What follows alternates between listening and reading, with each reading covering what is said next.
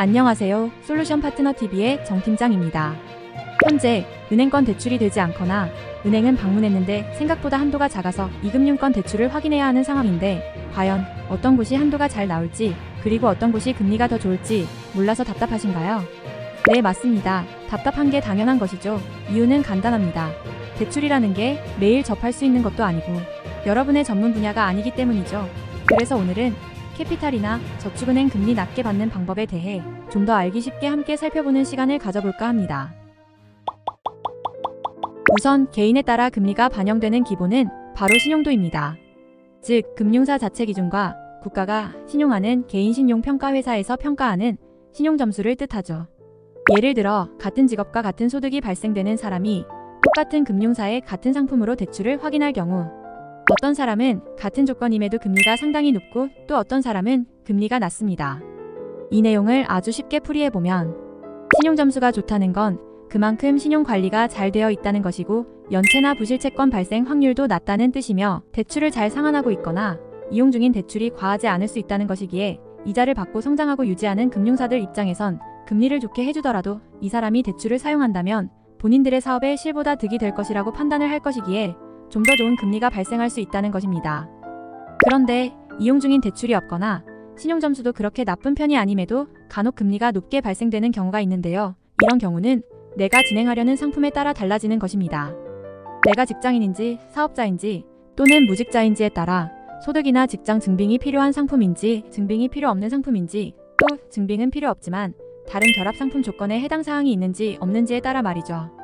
예를 들어 신용도가 좋은 어떤 무직자가 대출을 알아보려고 하는데 A라는 상품 조건에 해당될 경우 금리가 17%인데 반해 B라는 결합 상품 조건에 해당된다면 금리가 12%일 수 있으며 신용도가 좋은 같은 직장인인데 A라는 금융사는 18%, B라는 금융사는 13% 이렇게 반영이 되는 경우가 있다는 것입니다.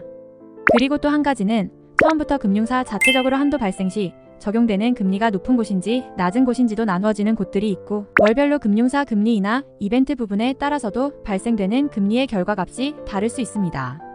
때문에 개인적으로 확인하고 알아보려고 노력하는 것보다 여신금융협회에 정식으로 등록된 대출 상담사와 함께 무료 상담을 통해 정확한 내 조건을 파악하고 현재 상황에 가장 유리할 수 있는 금융사를 선별받아 안전하게 진행하는 것을 적극 추천드립니다. 마지막으로 오늘도 대출의 진행 방식을 안내해드립니다. 상담 예약을 하고 전화로 상담 후 비대면 방식으로 전국 어디서든 모바일 진행이 가능합니다. 때문에 진행 절차 또한 간편합니다. 1:1 맞춤 상담을 통해 개인의 조건에 맞는 금융사를 선별받고 신용에 영향이 없는 한도 금리 비교를 한 다음 서류 안내 후 심사를 받는 방식입니다.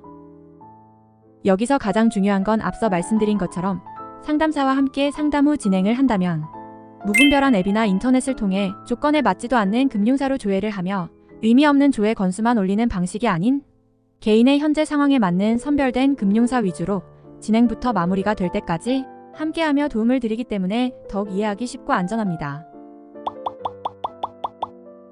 여러분, 꼭 알고 진행하세요. 정상적인 금융사의 상품을 통해 진행을 한다면 진행 시 지불해야 할 개별적인 비용이나 수수료 발생은 일체 없습니다.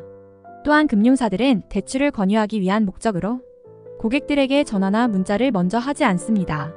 이 점 꼭 기억하시고 안전한 금융거래를 하시길 바랍니다. 지금까지 함께 저축은행과 캐피탈, 금리 낮게 받는 방법에 대해 살펴보았는데요. 무엇이든 혼자 고민만 한다고 문제는 해결되지 않습니다. 언제든 도움이 필요하실 땐 전문가와 무료 상담을 추천드립니다. 오늘도 시청해주셔서 감사합니다.